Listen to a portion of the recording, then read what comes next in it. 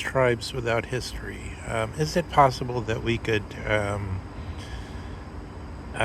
take up the phenomenology without reference to history? Okay, let's look at the major developments of the modernity through the lens of the question of what is phenomenology and through this question of history. We've often done this kind of thing, but I'm going to follow Strauss's advice in one sense in comparing Hegel to Hegel's three theses on history, or three versions of history, to Nietzsche's. But also, I'm not going to put those in the notes, but I'm going to put kind of the header version, the initial version of Heidegger's 6 versions of history, which are less commonly spoken of. So let's orient ourselves chronologically. Hegel came out with his account about 1820, where in his lectures, let me get things.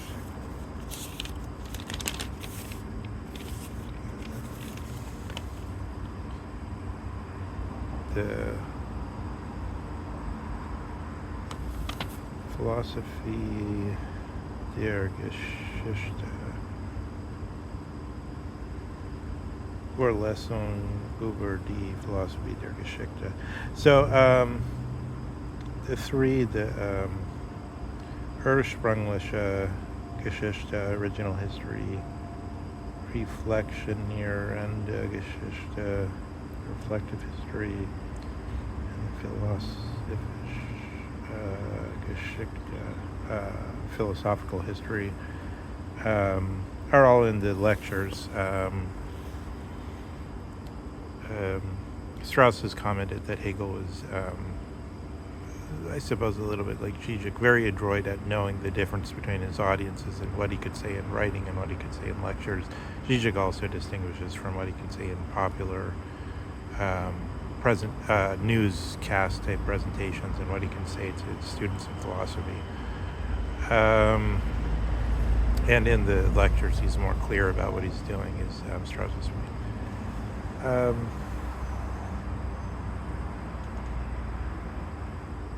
So these three are basically, it's actually a bit tricky. So that's apparently what he's saying about these three are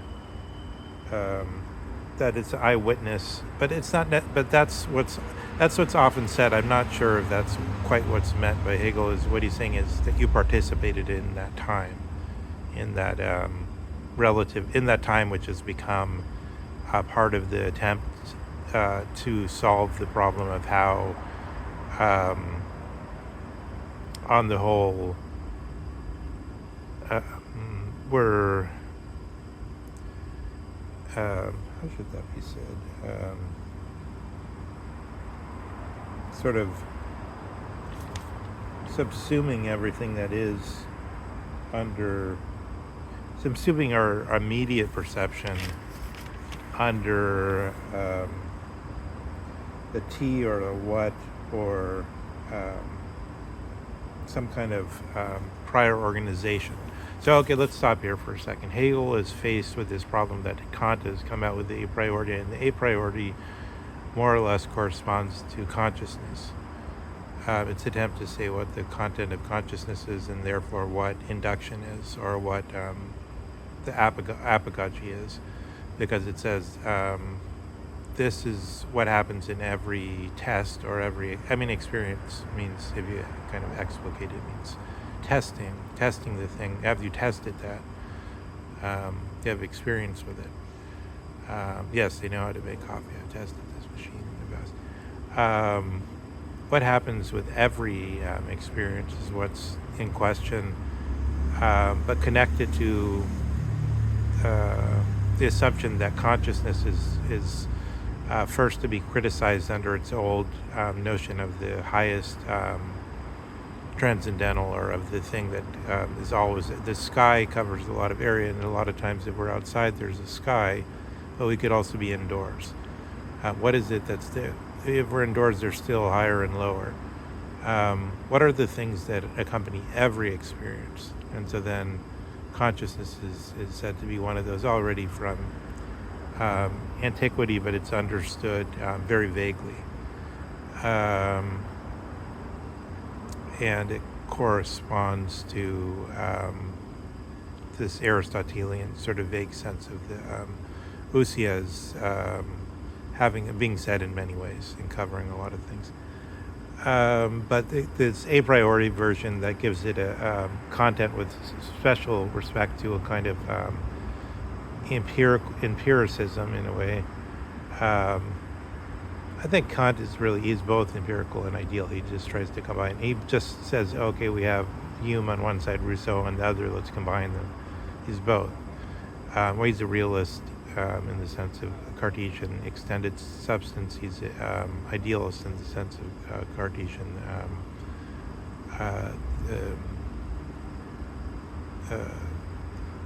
well, maybe he gets rid of the second part of Descartes and puts in the autonomous subject instead. I don't know. Maybe that's the way to state it.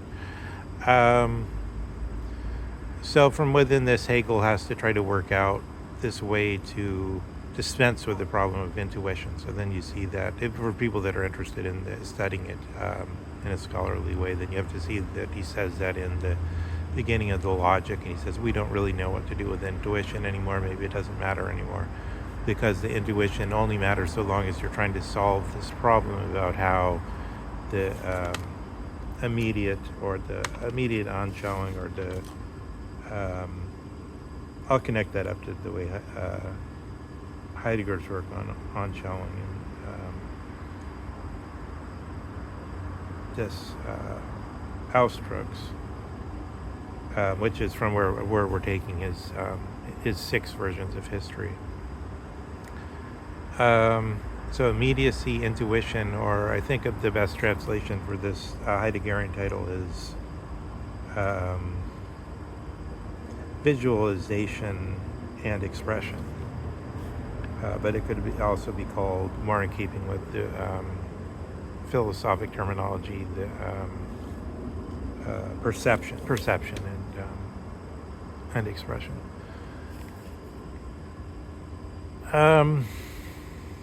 So I think we could see there that Hegel, if you look at the phenomenology of spirit, the big work, then you see Hegel never does phenomenology. And so that's what we're trying to show. What's the difference between what Hegel's doing, that he calls phenomenology and of the spirit, but what he's really thinking is, how does this interpretation of the sense data come to the right form, become the absolute? And then he's given one solution to that, motivated by this problem of, motivated by the fact that problem has just become really seeming to be really pressing. And then in our own time, we still have the hard problem of consciousness and the mind-body problem, and things like that people say.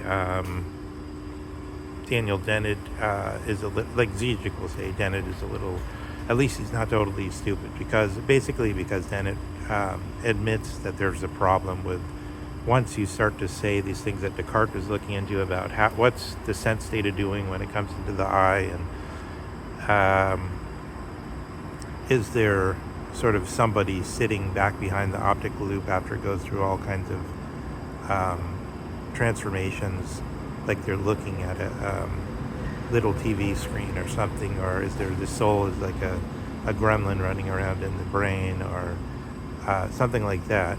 And so Dennett sees that problem, and that you can't really say that you have to talk about a representation from that point of view, or you just rashly and out of the sort of crude but shrewd operations of common sense, like Searle, like somebody like John Searle, you just say, oh, well, I don't care, they're idiots, I'm just going to go and just say it's not a representation, and they call me naive, but ha ha ha, I'll just smile and mock them for that, because he's fundamentally that type of guy that likes to do that sort of stuff. But then neither. So then, if we say neither of the above, we're doing something more like phenomenology. Just de facto, I'd say, just by describing it. So now let's look at Heidegger's. So that's 1820. Let's complete the chronology of it. That's 1820, and then around the time of the Franco-Prussian War, Nietszche comes out with his three versions. And so I think one thing that's interesting to observe is that Hegel is talking all the time about Geschichte, but Nietzsche uses, so far as I can tell, totally indifferently, Historia and Geschichte, where Historia is specifically the Greek word that came into Hebrew, that came into German, that's come into English. But Geschichte has a different history, just as Yitzkor for Hebrew has a different meaning, or Menazim. How did you say that? The goddess of memory in the Greek tradition is different from Historia, especially Historia as it's given in detail by Aristotle and given a precise understanding of that in history we encounter the particulars rather than the and only in sometimes in poetry the Shakespeare or whatever will show us the ideal, the type ideal to which the particulars really refer, something like that. So there's a specific theory of the Greeks of what history is, but these guys are giving all kinds of different accounts that break into the problem. And Nietzsche's all center around Leben, or life. So the title of his, how does it do? Von Nutzen und Nachteil der Historia für das Leben, 1874. That may have been written during the Franco-Prussian War, because I think he boasts about that in the beginning of his untimely reflections. But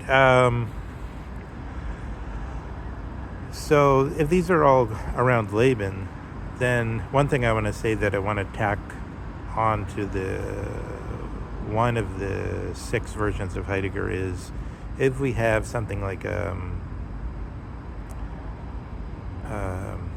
utilitarian tradition, or how did Stephen Kotkin call it? Consequentialist. If we have a consequentialist history program that focuses on, like he does at, I don't know if it's at the Hoover Institute, but somewhere as part of Stanford, that focuses on, for instance, politics and institutions, and then with the specific idea that for the sake of life, this is gonna help us. This is the how does one call it? Historia vita magistra, something like that. There's a history as the teacher. History as a teacher for life. So this kind of centering on life, we could say, this is what all the criticism of Machiavelli was originally, that instead of learning from getting to the archetype, or from the way Socrates tried to do it, from going up from simple discussion and then trying to get to the level of the poetry where we could say the ideal. Instead, we're going to learn, Machiavelli said, from looking at all these historical incidents, and then you'll know how a prince should behave himself. So likewise, we have this in the Kotkin version, but it's so totally taken for granted today. And I think that connects up also, by the way, with, I mean, a lot of people that I would say are nihilists de facto wouldn't regard themselves that way, because they're saying we're doing this kind of for life application of the principle just because we've been doing it this way up until now. It doesn't mean we have to keep doing it this way. So for instance, just because for the last, I don't know how long it's been, 100 years or so, we've been doing regressive taxation, doesn't mean we have to continue doing it. So people take that type of thing for granted. But widely applied, it then suggests this type of program of history for life. And yeah, Nietzsche gives that at an earlier time, when it's less taken for granted, when it's less developed in institutions, when it's less matter of course in mother's milk.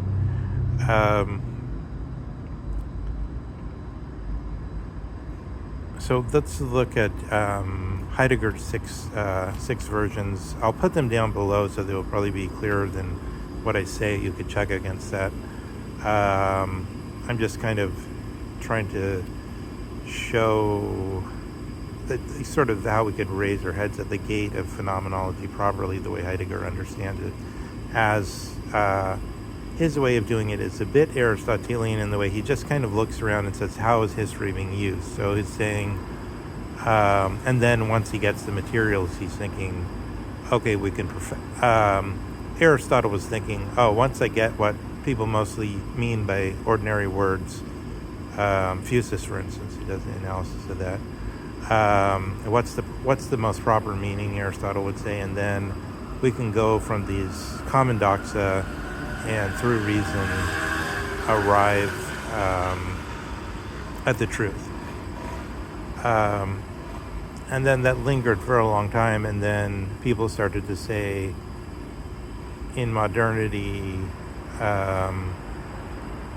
like in Weber, but in countless others, we're not trying to get to the truth, but we're not trying to perfect the opinions that rule the cave, and then once we get to the perfected opinions, it will be like we've shined light on them and climbed out of the cave. But instead what we're doing is simply making modifications. We have something already standing, and then we modify it and see if it does something we like better. So we have already the idea in the Platonic sense, which links up to this title, the Heideggerian thing on visualization and expression, because the eidos is the look of the thing. And then Weber says, I'm not going to try to perfect that so much as I'm just going to, maybe Weber still thinks I'm giving a teaching, I'm going to perfect it. I guess he does in a way. He thinks the disenchantment means this is the perfection, this is better. But I guess after Weber, it became more and more increasingly clear this is just one way direction to take things, and it's more like a modification than an attempt to perfect. And then some people start consciously doing it that way. I'm not trying to just say this is simply better, but I'm just showing here's a different avenue that we could take. So that's, I think, the fifth of Heidegger's principles. The first, he says, so he's just giving examples of how Geschichte, which is maybe used slightly differently than history in English, and he never says Historia, he's always saying Geschichte in this context.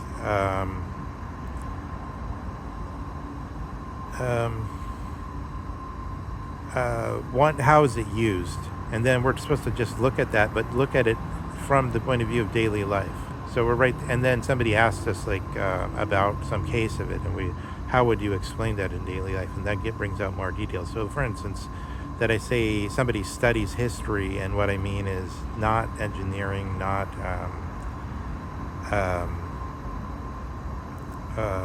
medicine or some other subject. He studies history, or and how do you know? And then because I see him with Carr's book, What is History?